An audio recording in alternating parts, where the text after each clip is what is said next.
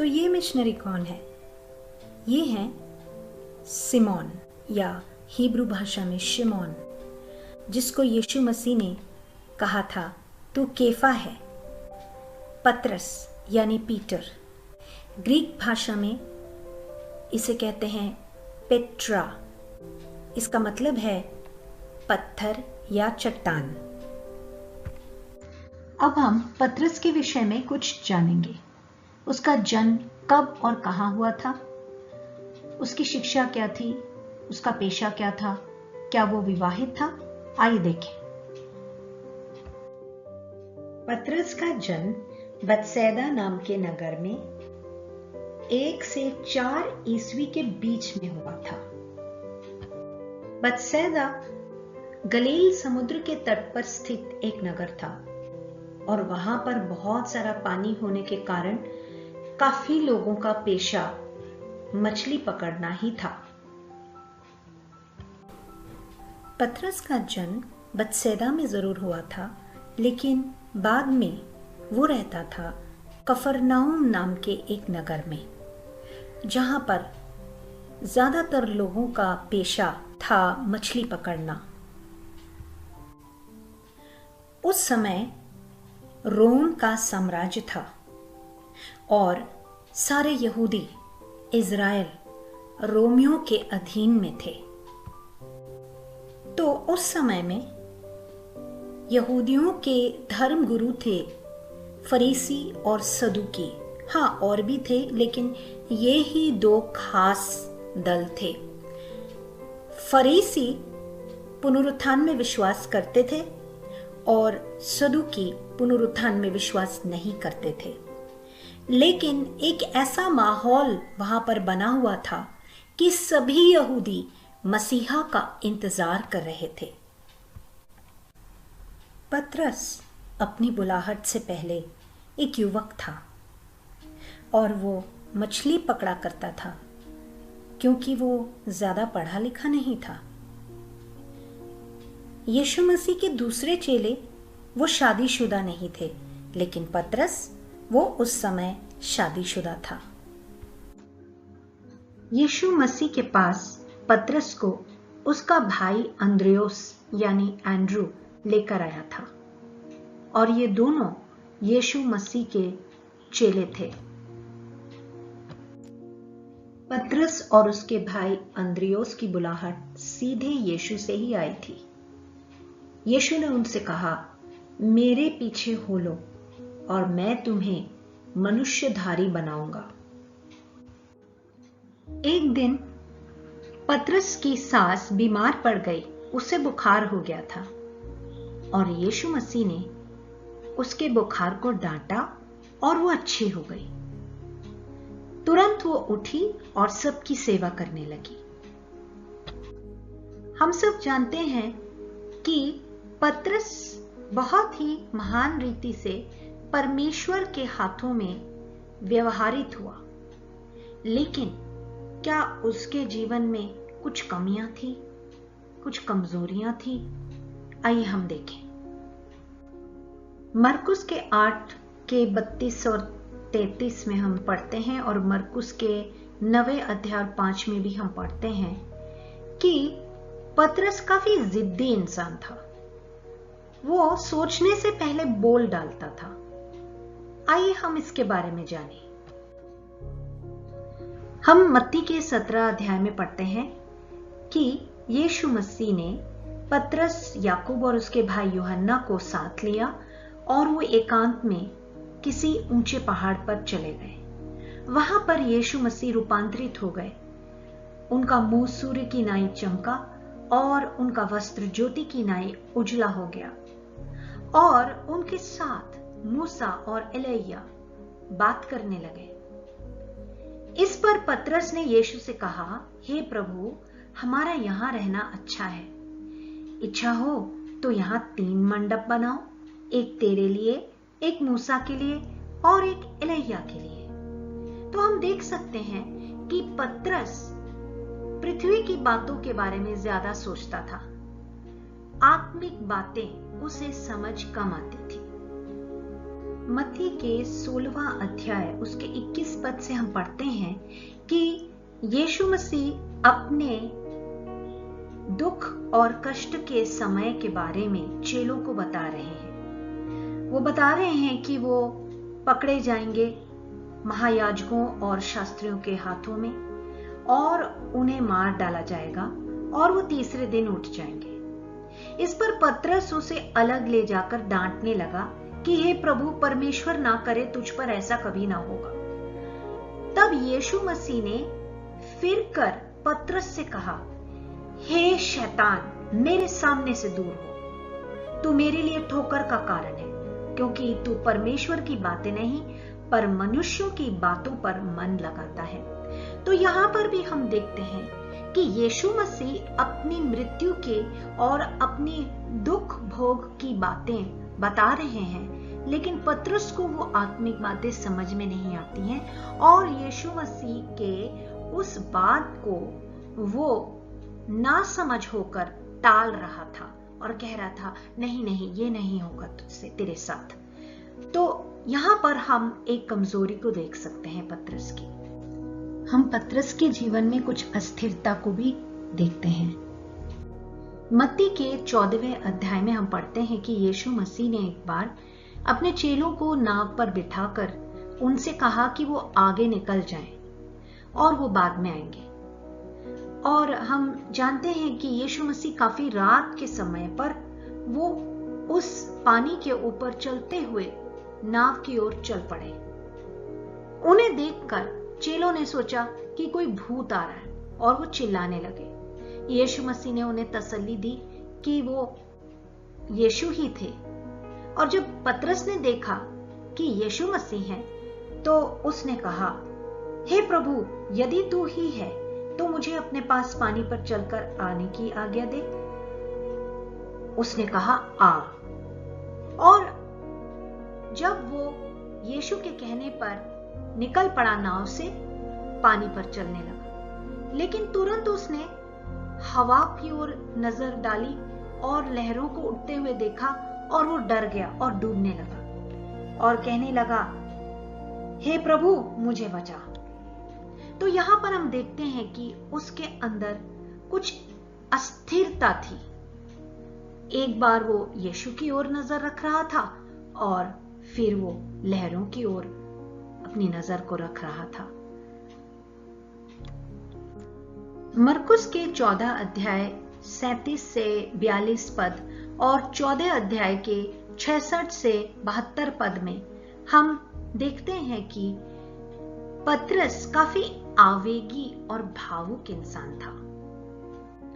जब यीशु मसीह के पकड़े जाने का समय आया तो वहां पर धर्मगुरु और याजक और सिपाही आए उसे गिरफ्तार करने के लिए। और देखो, यीशु के साथियों में से एक ने हाथ बढ़ाकर अपनी तलवार खींच ली और महायाजक के दास पर चलाकर उसका कान उड़ा दिया। वो है पतरस। तब यीशु ने उससे कहा, अपनी तलवार काठी में रख ले, क्योंकि जो तलवार चलाते हैं वे सब तलवार से नाश किए जाएंगे। और हम जानते हैं उसके बाद क्या हुआ। यीशु मसीह ने उस व्यक्ति के कान को चंगा कर दिया, उसे जोड़ दिया। पतरस के अंदर परमेश्वर के लिए बहुत तीव्र इच्छा थी, लेकिन वो शरीर में दुर्बल भी था। जब यीशु मसीह ने अपने चेलों को अपने मृत्यु के विषय में बताया तो पतरस ने ये कहा था कि प्रभु, मैं तुझे कभी नहीं छोड़ूंगा। लेकिन बाद में जब यीशु मसीह को पकड़ा गया और उसके ऊपर अत्याचार हुआ, चाबुक पड़े, तो पतरस आसपास में ही था। लेकिन जब उससे कुछ लोगों ने पूछा कि तुम भी तो यीशु के साथ थे ना, तब उसने कहा, नहीं नहीं, मैं उसे नहीं जानता। इस तरह से उसने 3 बार यीशु मसीह को इनकार किया, अस्वीकार किया। हमने पतरस की कुछ कमियों को देखा, कमजोरियों को देखा।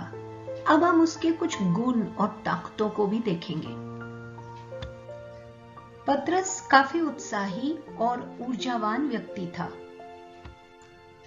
जब स्त्रियों के मुंह से पतरस ने सुना कि यीशु मसीह जी उठा है, उसका शरीर वहां नहीं है, तो देखने के लिए वही सबसे पहले आगे निकला। दौड़ दौड़ के वो गया कब्र के पास, ये देखने के लिए कि यीशु मसीह सचमुच क्या नहीं है कब्र में।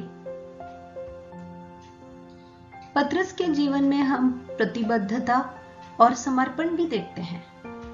लूका के 5वें अध्याय और उसके 4 और 5 पद में हम ऐसा पढ़ते हैं, जब वे बातें कर चुका तो शिमोन से कहा, गहरे में ले चल और मछलियां पकड़ने के लिए अपने जाल डालो। शिमोन ने उसको उत्तर दिया कि हे स्वामी, हमने सारी रात मेहनत की और कुछ न पकड़ा, तो भी तेरे कहने से जाल डालूंगा। तो उसने यीशु मसीह की बात मान ली और हम जानते हैं उसके बाद क्या हुआ। इतनी सारी मछलियां उन्होंने पकड़ी कि जाल टूटने लगे। जब बहुत सारी मछलियां पकड़ ली उन्होंने, तो पतरस कहने लगा, स्वामी मुझसे दूर हो, क्योंकि मैं पापी मनुष्य हूं। वो डर गया था। तो यीशु मसीह ने उससे कहा, मत डर, अब से तू मनुष्यों को पकड़ेगा। और उसके बाद हम वहां पढ़ते हैं कि उन्होंने, यानी पतरस ने भी सब कुछ छोड़कर यीशु के पीछे वो हो लिया। पतरस अपने पापों के लिए पश्चाताप भी करता है। जब पतरस ने यीशु मसीह का इनकार 3 बार कर दिया, तो उसे वो बात यीशु की याद आई जो उसने इससे पहले उससे कहा था। यीशु ने कहा था, मैं तुमसे सच कहता हूं कि आज ही रात को मुर्गे के बांग देने से पहले तो 3 बार मुझे इनकार करेगा। और उसके बाद हम देखते हैं कि तब उसके अंदर ये एहसास हुआ कि उसने बहुत बड़ा पाप किया है, और वो फूट फूट के रोने लगा और पश्चाताप करने लगा। परमेश्वर ने पतरस के जीवन के द्वारा बहुत बड़े बड़े कार्य किए। प्रेरित के काम उसके 3 अध्याय में हम पढ़ते हैं, पतरस और यूहन्ना तीसरे पहर प्रार्थना के समय मंदिर में जा रहे थे और लोग एक जन्म के लंगड़े को ला रहे थे, जिसको वे प्रतिदिन मंदिर के उस द्वार पर, जो सुंदर कहलाता है, बैठा देते थे कि वो मंदिर में जाने वालों से भीख मांगे। जब उसने पतरस और यूहन्ना को मंदिर में जाते देखा तो उनसे भीख मांगी। पतरस ने यूहन्ना के साथ उसकी ओर ध्यान से देखकर कहा, हमारी ओर देख। सो वो उनसे कुछ पाने की आशा रखते हुए उनकी ओर ताकने लगा। तब पतरस ने कहा, चांदी और सोना तो मेरे पास है नहीं, परंतु जो मेरे पास है वो तुझे देता हूं। यीशु मसीह नासरी के नाम से चल फिर। और उसने उसका दाहिना हाथ पकड़ के उसे उठाया और तुरंत उसके पांवों और टखनों में बल आ गया। और हम देखते हैं कि उसके बाद ये जो व्यक्ति था, जो लंगड़ा था, वो उठ खड़ा होता है, चंगा हो जाता है, दौड़ता है, कूदता है, चलता है। और सभी लोगों ने उसके जीवन की इस आश्चर्यचकित करने वाली घटना को देखा और वो परमेश्वर की स्तुति करने लगे। तो हम देखते हैं कि यहाँ पर पतरस को परमेश्वर ने बहुत ही अद्भुत रीति से इस्तेमाल किया। प्रेरितों के काम उसके 2 अध्याय में हम पढ़ते हैं किस तरह से पवित्र आत्मा को मंडली के ऊपर उंडेला गया और वो सभी लोग पवित्र आत्मा से भर गए और अन्य भाषाओं में बात करने लगे। और जब बहुत सारे लोगों ने इस पर प्रश्न उठाया तो पतरस ने खड़े होकर उनके बीच में प्रचार किया। और हम जानते हैं कि 37 पद से ऐसा लिखा है, तब सुनने वालों के हृदय छिद गए और वे पतरस और शेष प्रेरितों से पूछने लगे कि हे भाइयों, हम क्या करें? पतरस ने उनसे कहा, मन फिराओ और तुम में से हर एक अपने अपने पापों की क्षमा के लिए यीशु मसीह के नाम से बपतिस्मा ले, तो तुम पवित्र आत्मा का दान पाओगे। और उसके बाद हम देखते हैं कि जिन लोगों ने विश्वास किया, उसका वचन ग्रहण किया, उन्होंने बपतिस्मा लिया और मंडली के साथ 3000 लोग जुड़ गए। तो इस महान रीति से पतरस को परमेश्वर ने इस्तेमाल किया। प्रेरितों के काम 12 अध्याय में हम पढ़ते हैं कि पतरस को हेरोद ने बंदी गृह में बंद कर दिया और उसकी सुनवाई के पहले वाले दिन एकदम से पतरस के उस जेल खाने में एक स्वर्गदूत आता है और उसे छुड़ाता है। और वचन में लिखा है कि इसलिए ऐसा हुआ क्योंकि मंडली लौ लगाकर उसके लिए प्रार्थना कर रही थी। पतरस को परमेश्वर इतनी सामर्थी रीति से इस्तेमाल करने लगा कि जब भी वो रास्ते से चलता था, बहुत सारी भीड़ इकट्ठी हो जाती थी और लोग अपने बीमारों को, दुष्ट आत्माग्रस्त लोगों को लेके आते थे पतरस के पास, ताकि अगर वो जब चलता था तो उसकी परछाई भी अगर उनके ऊपर पड़ जाए तो वो ठीक हो जाते थे, चंगे हो जाते थे। तो इस तरह से पतरस को परमेश्वर ने व्यवहार किया। प्रेरितों के काम 9वें अध्याय में एक व्यक्ति के बारे में, एक महिला के बारे में लिखा है जिनका नाम था दोरकस, जिसे हम तबीता भी कहते हैं।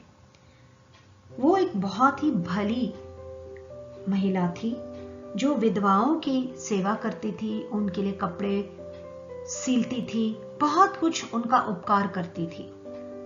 एक दिन वो मर जाती है और सारी विधवाएं उसके लिए रोती हैं और वो पतरस को बुलवाती हैं ताकि उसके लिए प्रार्थना हो। और हम देखते हैं कि पतरस ने इस महिला के लिए प्रार्थना किया और वो मृतकों से जिंदा हो गई और परमेश्वर की महिमा उसके जीवन के द्वारा हुई। प्रेरितों के काम 5 अध्याय में लिखा है, और हनन्याह नाम एक मनुष्य और उसकी पत्नी सफीरा ने कुछ भूमि बेची और उसके दाम में से कुछ रख छोड़ा, और यह बात उसकी पत्नी भी जानती थी, और उसका एक भाग लाकर प्रेरितों के पांवों के आगे रख दिया। परंतु पतरस ने कहा, हे हनन्याह, शैतान ने तेरे मन में यह बात क्यों डाली है कि तू पवित्र आत्मा से झूठ बोले और भूमि के दाम में से कुछ रख छोड़े? जब तक वो तेरे पास रही क्या तेरी न थी, और जब बिक गई तो क्या तेरे वश में न थी? तूने यह बात अपने मन में क्यों विचारी? तू मनुष्यों से नहीं परंतु परमेश्वर से झूठ बोला। ये बातें सुनते ही हनन्याह गिर पड़ा और प्राण छोड़ दिए, और सब सुनने वालों पर बड़ा भय छा गया। फिर जवानों ने उठकर उसकी अर्थी बनाई और बाहर ले जाकर गाड़ दिया। लगभग 3 घंटे के बाद उसकी पत्नी, जो कुछ हुआ था न जानकर भीतर आई, तब पतरस ने उससे कहा, मुझे बता, क्या तुमने वह भूमि इतने ही में बेची थी? उसने कहा, हाँ, इतने ही में। पतरस ने उससे कहा, ये क्या बात है कि तुम दोनों ने प्रभु की आत्मा की परीक्षा के लिए ऐका किया है? देख, तेरे पति के गाड़ने वाले द्वार ही पर खड़े हैं और तुझे भी बाहर ले जाएंगे। तब वो तुरंत उसके पांवों पर गिर पड़ी और प्राण छोड़ दिए, और जवानों ने भीतर आकर उसे मरा पाया और बाहर ले जाकर उसके पति के पास गाड़ दिया। और सारी कलीसिया पर और इन बातों के सब सुनने वालों पर बड़ा भय छा गया।